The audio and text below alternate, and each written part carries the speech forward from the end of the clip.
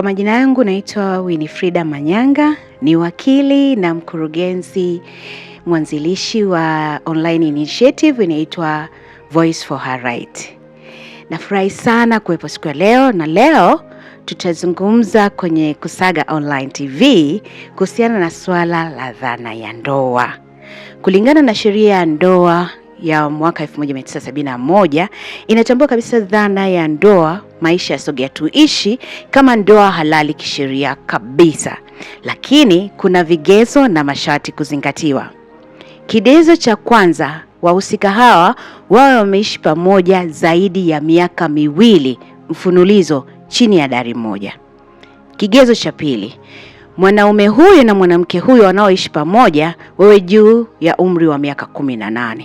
Kigezo cha tatu, ndugu, jamaa, marafiki na majirani wawatambue kama mke na mme.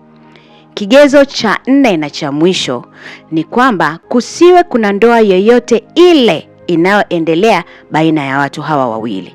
Ina maana kwamba kati ya mwanaume na mwanamke huyu wanaoishi maisha ya dhana ya ndoa, mmoja kati yao asiwe alishawahi kuwa ndoa halali kabla na hakuwahi kuachika.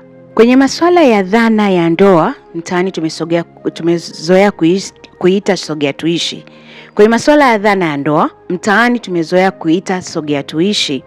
Iwapo mmoja kati ya wenzi amefariki, hasa leo tutazungumzia upande wa mwanaume, kitokea bahati mbaya mume amefariki, mara nyingi watu wengi wanaingilia na kusema kwamba huyu sio mke halali.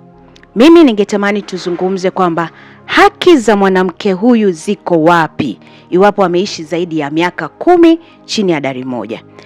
Haki ya msingi ya kwanza kabisa, anapaswa aende mahakamani akafungue shauri la kuomba kuthibitishwa na mahakama kwamba yeye ametimiza vigezo vyote vya dhana ya ndoa nilivyovitaja mwanzo. Akiwa na ushahidi wa kusapoti vigezo vyote 4 mbele ya mahakama, basi yule mwanamke atathibitika kama mke halali.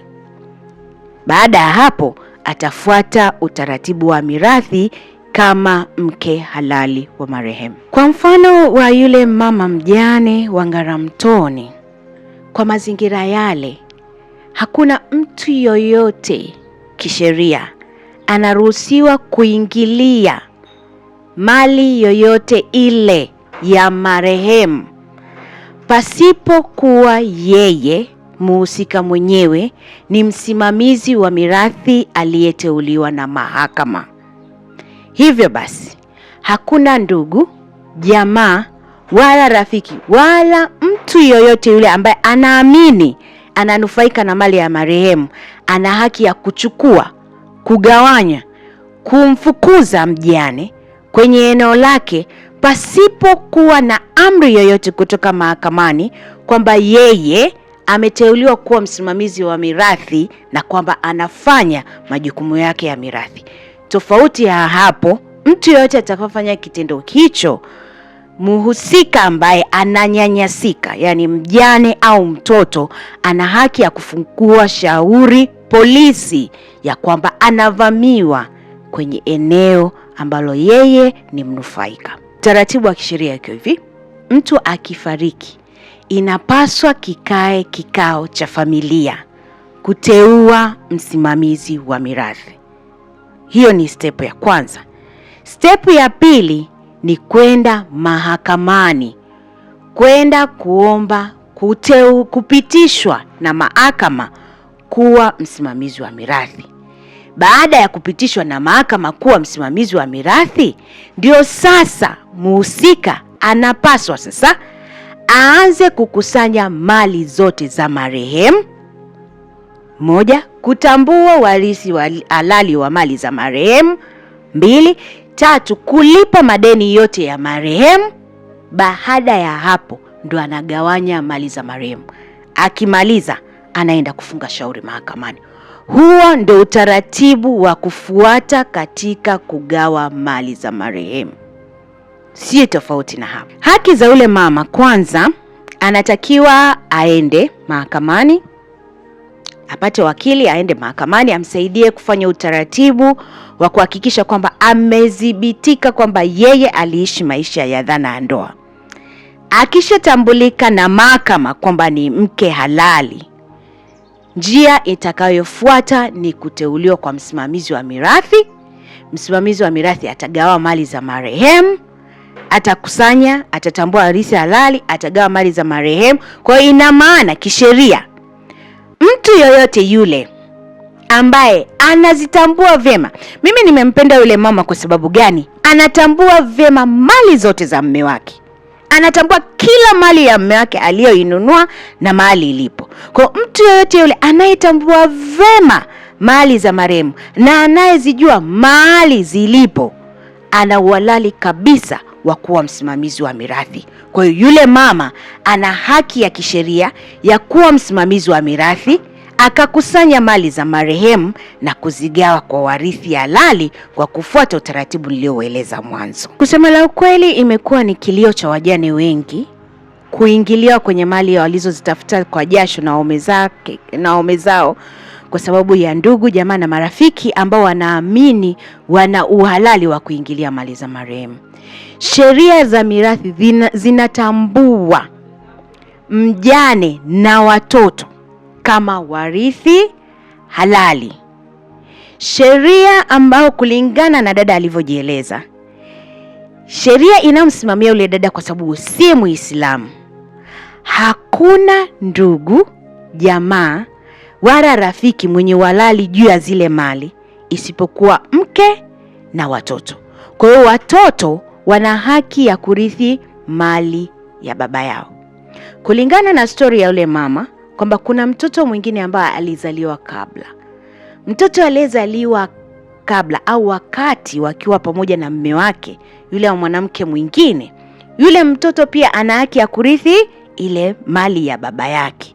Lakini kwa kufuata utaratibu wa kisheria, sio kugawa, kumpatia mtu kitu pasipokuwa kwamba wewe unampatia mtu kitu mali ya marehemu, wewe hujateuliwa na mahakama kwamba wewe ni msimamizi wa mirathi. Kwa hiyo lazima ifuate msimamizi wa mirathi utaratibu. Yaani mtaratibu, msimamizi wa mirathi ndo anatakiwa agawe. Sio mtu yote ambaye amesema huyu naye alizaliwa na marehemu. Hapana. Ni kwa utaratibu wa usimamizi wa mirathi. Ikitokea kwa namna yoyote ile, kwa bahati mbaya, siseme kwa bahati nzuri, kwa bahati mbaya imetokea kwa namna yoyote ile, mwanamke yoyote ile mwenye cheti na asiyekuwa na cheti, imetokea bahati mbaya amefiwa na mume wake, sio sala la kukaa kinyonge na kusema kwamba namwachia Mungu, Mungu atanilipia. Hapana. Ni swala la kusimama imara na kupambana kwa ajili ya watoto, kwa sababu mali zile ulitafuta wewe na mume wako kwa jasho, na ile ni jasho la familia. Kwa hiyo mwanamke anayeangalia kusaga leo na kuambia hivi, ukiwa kwenye mazingira hayo ambayo ni magumu, sisemi ni marahisi, ni magumu, usije ukakaa kizembe. Karatasi zote za mali, nyaraka zote, mikataba, hati, kadi za magari, nini za biashara, kitu chochote kile, kusanya, ficha. Kitu chochote kile kinaonyesha uhusiano wako wewe na marehemu. Labda una cheti cha ndoa, una vyeti vya watoto vya kuzaliwa, kitu chochote kile kinachoonyesha mahusiano wewe na marehemu na watoto wako na marehemu, kusanya, ficha, kwa sababu ile ndo salama ya watoto wako. Kwa nini nasema hivyo? Kumekuwa na huu mchezo wa ndugu wa mume kukimbilia kwenye makabati na kuficha. Kumekuwa na huo mchezo sana unafanyika, na huu mchezo unasababisha wajane wanapoteza mali zote, kwa sababu ndugu wa mume huwa wanaamini kwamba wao ndo wanastahiki ya mali kuliko mke na watoto, wakati sheria inatambua mke na watoto kama warithi halali wa mali za marehemu. Mtu yeyote yule ambaye si mnufaika halali kisheria, anapokimbilia mali za marehemu, anafanya kosa la jinai la wizi. Anaweza kushtakiwa kosa la jinai na akakamatwa kama wezi wengine wowote wale. Kuingilia mali zozote zile za marehemu pasipo kuteuliwa na mahakama kama msimamizi wa mirathi, kwa sababu utaratibu wa kisheria, msimamizi wa mirathi anachaguliwa na familia, anaenda mahakamani kupitishwa kuwa msimamizi wa mirathi. Kama sio msimamizi wa mirathi, kugusa mali yoyote ya marehemu ni kuvamia mali, ni wizi. Sio utaratibu wa kisheria kugawa mali za marehemu pasipo kwenda mahakamani kupitishwa kuwa msimamizi wa mirathi. Kwa namna yoyote ile, ikitokea familia imepata msiba, iwe ni mwanamke au mwanaume amefariki na alikuwa ana mali, tafadhali sana fuata utaratibu wa kisheria. Baada ya kuzika, kaeni kikao, teueni msimamizi wa mirathi. Msimamizi wa mirathi aende mahakamani, apitishwe na mahakama kuwa msimamizi wa mirathi, afuate utaratibu wa kisheria wa kupitishwa mahakamani na kugawa zile mali na kufunga jalada la mirathi. Kitu cha pili, nazungumza na wanandoa, wale wanaoishi sogea tuishi na wale wenye ndoa halali kisheria. Jamani, fanyeni kitu kimoja tu. Kama mmeamua kuishi maisha ya ndoa na kupendana, mali andikeni majina yenu haya mawili, jina lako na jina la mpenzi wako, yaonekane kwenye nyaraka za mali. Kwa utaratibu huo mtaepusha migogoro ya mirathi, kwa sababu hakuna mtu yoyote yule anaweza kuingilia mali ya watu wawili walioandika majina yao wawili kama mke na mume. Mwisho kabisa, kama mtu umetafuta mali, tafadhali andika wosia. Wosia ni salama ya kila mtu. Mtu yoyote yule anaandika wosia, anaweka familia yake kwenye mazingira salama.